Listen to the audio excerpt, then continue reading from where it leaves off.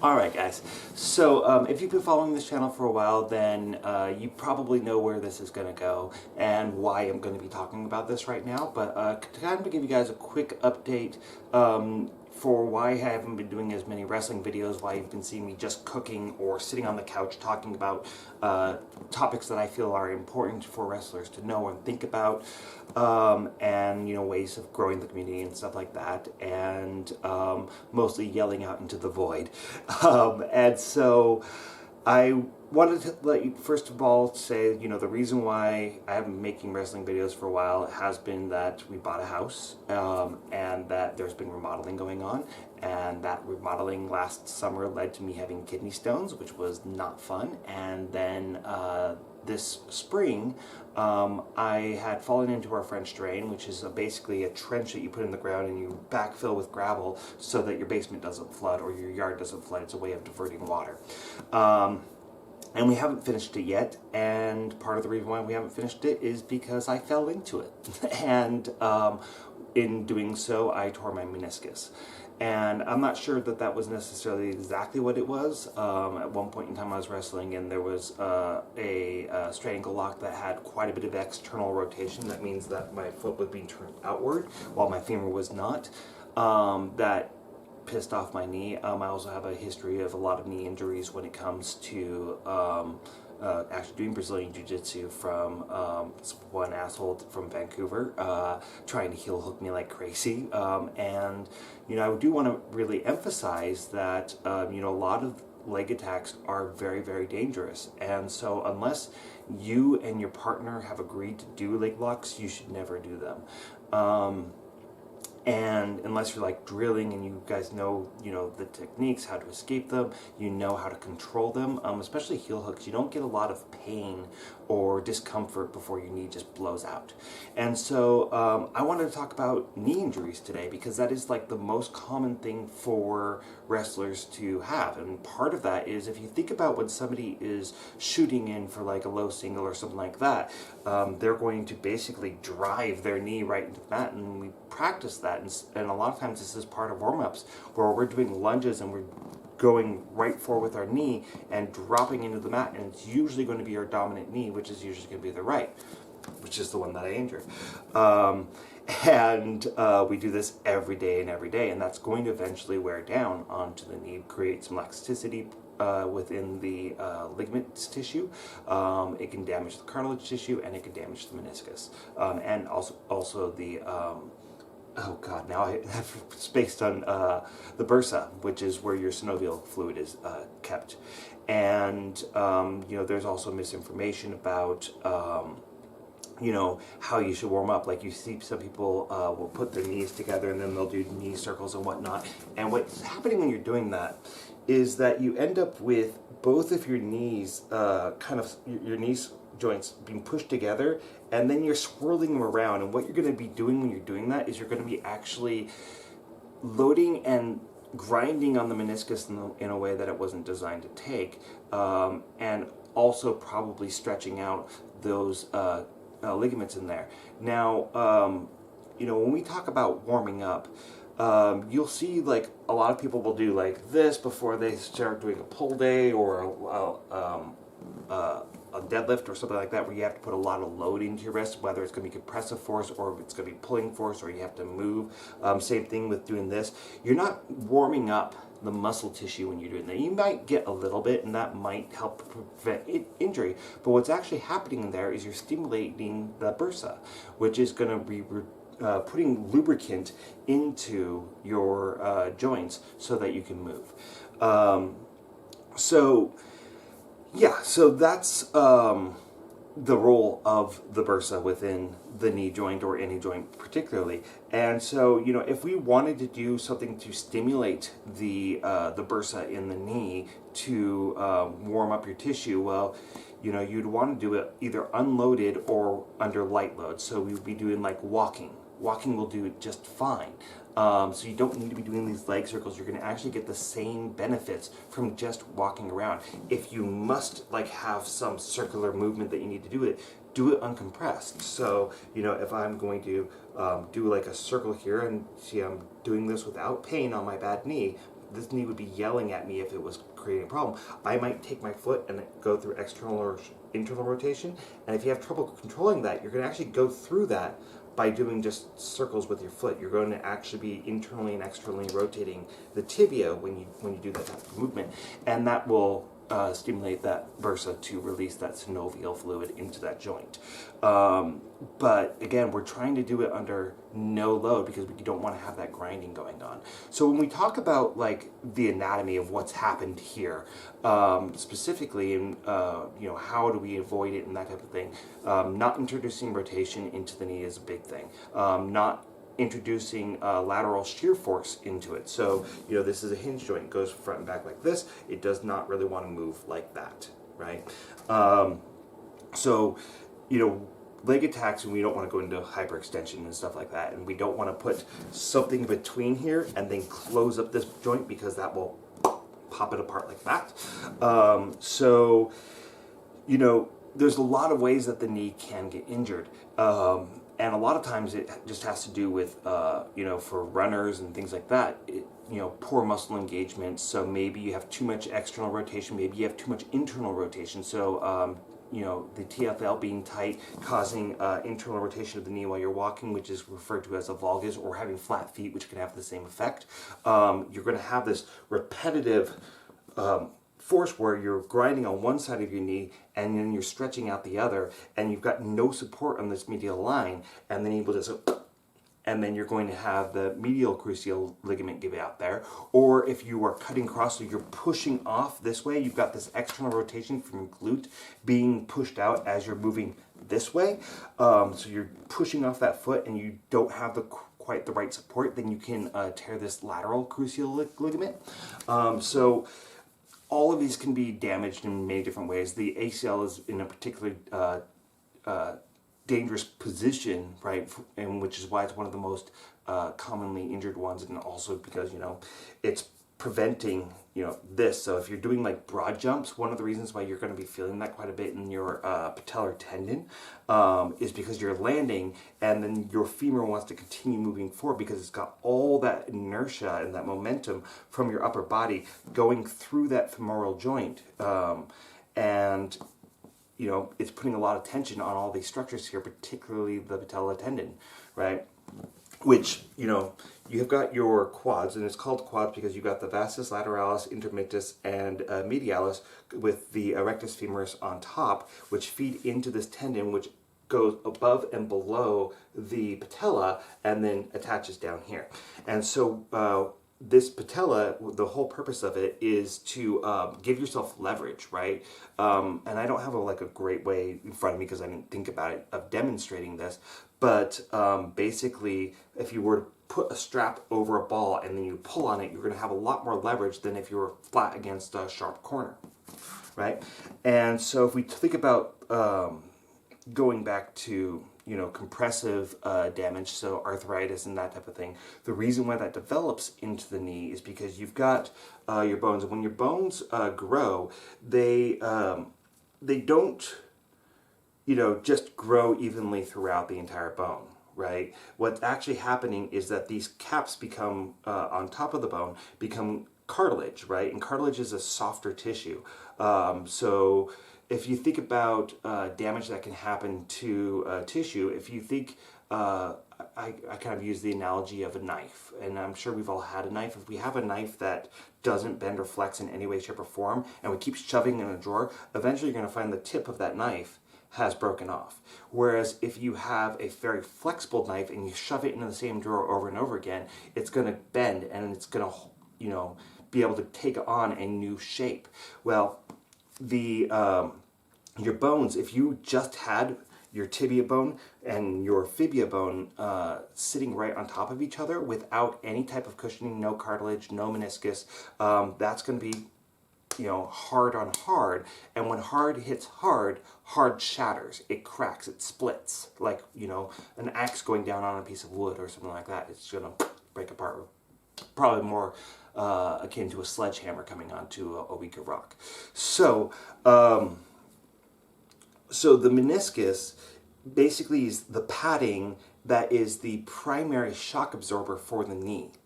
And it is, to just go into the anatomy of what's going on with my knee, is that you actually have two menisci per knee. You've got the medial menisci, which I believe is going to be the larger of the two. So actually, well, since we're talking about the right knee, it goes around like this, and then you've got the smaller one here. And it's divided up into 9 sections when we're talking about where an injury is and how likely it is that injury is going to heal. So these two nubbins at the end of the menisci are called horns, and then you've got the middle section in here. And then these are further divided, so that's 3 sections, but they're divided from the outermost segment to the medial and then the innermost segment, right? And so with the outermost segment, you get a lot of circulation that's able to get into that segment. So if you get a meniscus tear, that's where you want it to happen. You want it to happen on the outermost segment. Once you start getting into that middle segment and then the innermost segment, then the collagen becomes more dense, and your vascularity is going to have a really, really hard time getting in there to deliver platelets to that, to start patching up that meniscus and rebuilding it.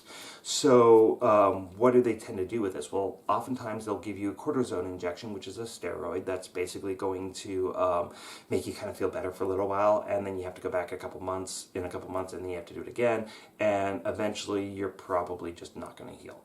Another thing that they can do is they just go in with a little camera and a little tool that's really scary. You guys can find it on another YouTube channel that goes in there, and it cuts off the broken segments. So think about it as like having a hangnail inside your knee, and that hangnail is going to flop over and make your knee not quite move as well, and that can cause pain. So they'll debride that, and they just basically do what's called a partial meniscectomy, where they are removing segments of that meniscus. The other thing that they can do, which is less common, but they say that they kind of prefer it, is to do sutures, where they kind of sew back, if you have a split like I do, that they sew it back up, and then maybe it takes, maybe it doesn't. The problem with both of these methods is that they pretty much have a 100% likelihood that you're going to develop early onset arthritis, and that arthritis is going to be cumulative. So basically, from what I have been able to find, there isn't really a great treatment for a torn meniscus. And yes, wrestlers will oftentimes just put on a knee brace or extra thick knee pads or whatever, and then they'll get right back to it. Well, for me, I have a really, really hard time going up and down stairs. I have trouble coming down to the ground on my knee. I can't sit on, in any comfortable way on the ground. I can't do this warm-up that I showed you guys anymore, because everything literally aggravates this knee. So why am I making this video? Well, because today was the first day that I've actually gotten a treatment, and it's not new, okay? It's called PRP, which is platelet-rich protein, or platelet-rich plasma. And so what they do with this is I've actually still got my hole right here. They draw about 2 or 3 vials of blood. They take it back into a centrifuge, and then they spin it really, really fast. And that's going to separate it out so they can extract the plasma and the platelets. And like I said earlier, the platelets are what's, when you get a scab, that's what you're seeing on the top, is those platelets kind of sealing off that scab and beginning the healing process. So they take those platelets and that plasma and they inject it right back into that knee, right where the injury is, to try to get healing to start happening. And so, if you saw my Fuck Kaiser video, so part of the problem with this is that when it comes to these traumatic injuries, time is everything. The amount of risk of developing arthritis goes up the longer that you have the injury, the more you have to work on the injury like I did, the more you participate in sports without having it treated. So getting an early diagnosis is absolutely critical. Well, it took me about 2 months to get my first appointment with my doctor at Kaiser, and he did a few tests, and he just said, okay, well, that's good. We're going to put you into physical therapy. And then the physical therapist did, similar tests and, wanted to see me walk, and they're just like, well, we don't know why you're having this pain, but we're not going to investigate any further. And then I ended up going to, I finally said, fuck this, I need to know more about what's going on. And so I demanded the first thing that they would agree to, which is an x-ray. And the x-ray showed the development of arthritis. And like, you're too young to be developing this arthritis. We don't know what's going on, but we're not going to investigate this further. So I went to see my chiropractor because I have a lot of faith in him. His name is Jaffer Barlis. He works on Westlake at Barlis Chiropractic in Seattle. If you ever have, too many kimuras or something that hurts you musculoskeletal wise, please go see him. If you're in the Seattle area or even in Washington State, get an appointment, go see him. He will take very good care of you. He looked at me and he looked over things. He's like, well, you've got this irritation here. You've got some scar tissue buildup. Let's go ahead and we're going to do some active release therapy in there. We're going to do some grafted technique. We're going to do some adjusting. And as he's going through that, he's like, you know what? I think this is a torn meniscus. You really need to get an MRI. They should have done this months ago. So I finally get my MRI. He was right. He was absolutely right. It was a torn meniscus. He is not, my primary care provider. He is not a Kaiser doctor. He is not even covered by my insurance. And he fucking knew what they didn't. And he said what they should have done. And I, from there, had to fight for it. And I finally got the MRI. And the best thing that they could tell me is, we have to do the partial meniscectomy. And the orthopedist I saw with them was just a total asshat, and I would not recommend anybody who works at Kaiser at this point. Like, just the amount of jumping through hoops that you have to do with that organization is just not worth it. And, I am 9-10 months into this, and, just now got my first day of treatment, which was not covered by my insurance. So, we got PRP done. It is still considered by insurance companies and the FDA to be an experimental treatment, even though that it is kind of a first, it's a first tier treatment. If you are in the military and you get injured in a joint, they want to see you recover fast. They want you to recover well. And so PRP is one of the first things that they will try.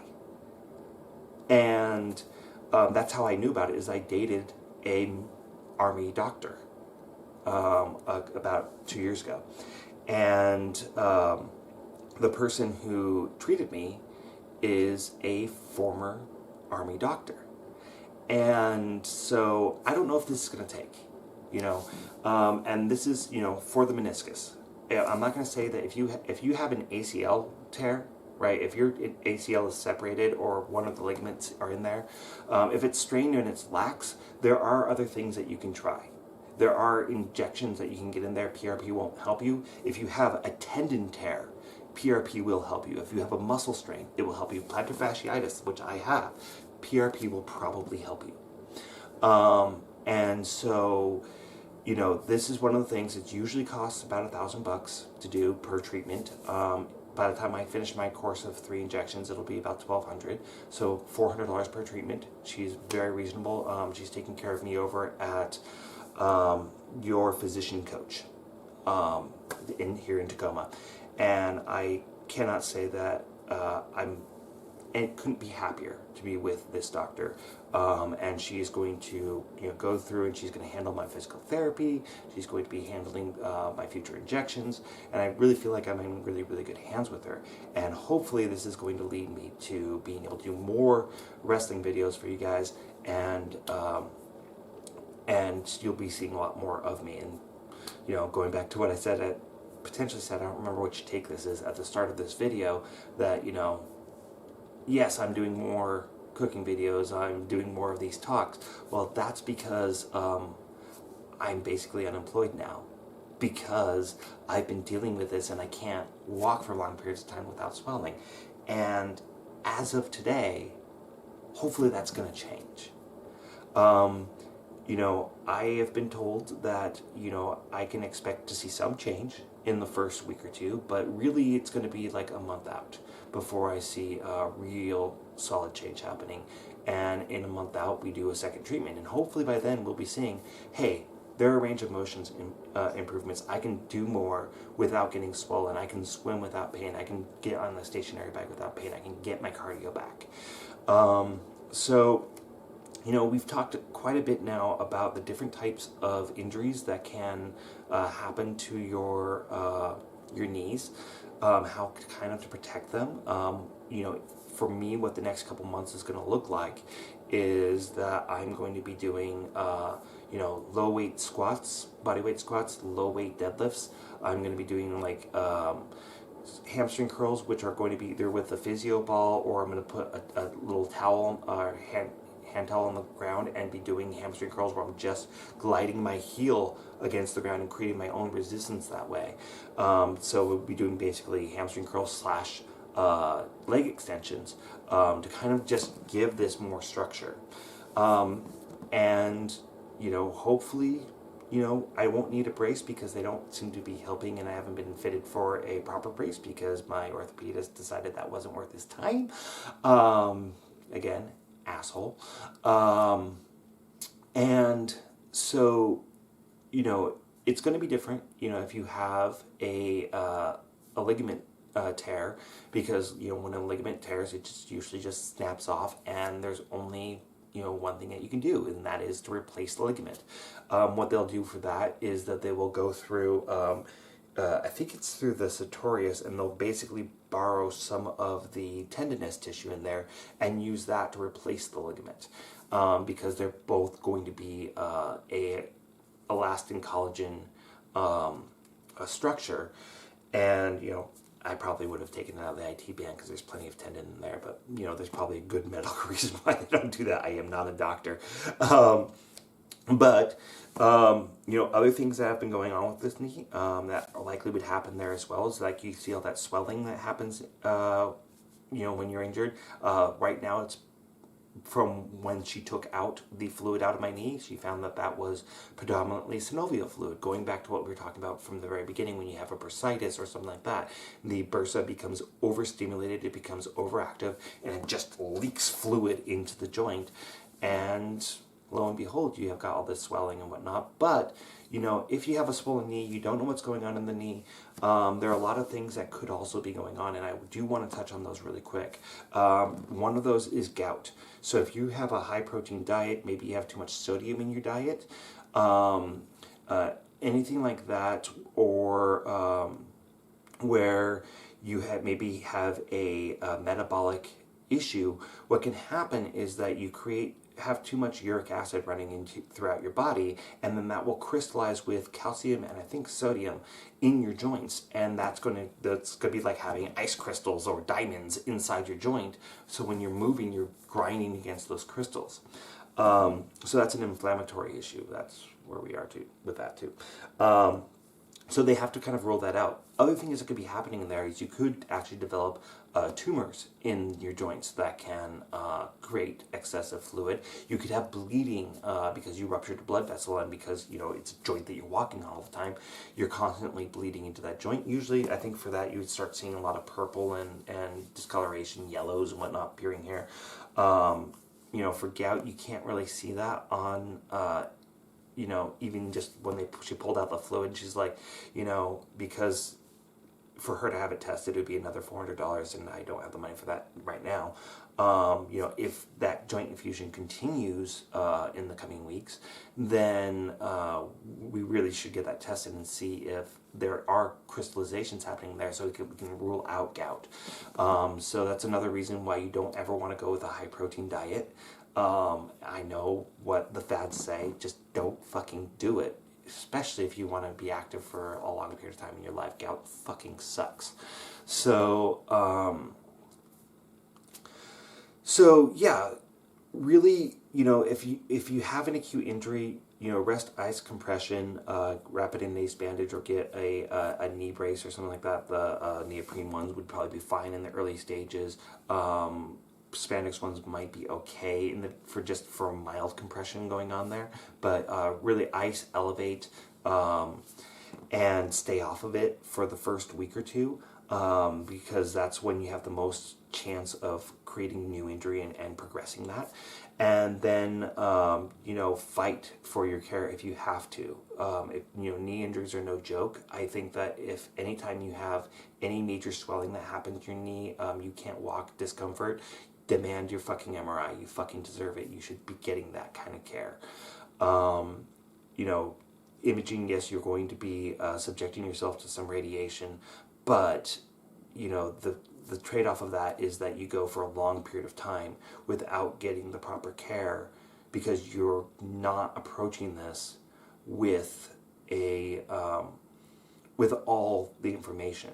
There's a lot of things that can go wrong in a knee, and if you just go straight into physical therapy, even with the manipulations that they can do, even with them watching how you're moving, they don't know what's going on in there, and they can actually be making things worse. So get your imaging done, advocate for your care, threaten lawsuits if you fucking have to, but whatever you can do to make sure that you are seen, that your problem is understood, and that you're taking good care of your knees, because like I said, for the torn meniscus, I don't have good treatment options. There's physical therapy, like I said, when you're riding blind, you're kind of playing Marco Polo with it. When it comes to the surgical routes, you're going to develop arthritis. There's no doubt about that. When it comes to doing PRP injections, there's a chance it might not take. Especially right now because we waited so fucking long to get the injection in here. There's a very high probability that there's not enough inflammation in the joint. What the PRP is doing is it's bringing those platelets where the blood circulation can't get to, so that you can actually heal those zones that would not normally heal. And all the while, I'm walking, I'm mashing, that's pushing that tear open. So take good care of your knees. Don't heel hook your friends. Don't go for leg attacks if you're not in a tournament or something like that, because your rolling buddies, guys, you only get so many of them. I don't know if you've noticed, but it's hard to find good people to roll with here, right? You go on Meat Fighters, it's hard. If you're going to a Brazilian Jiu-Jitsu school, some people are not comfortable doing that. So take care of your rolling partners, take care of yourselves, and I hope that this gives you guys some clarity. Hopefully this takes. I'll see you around.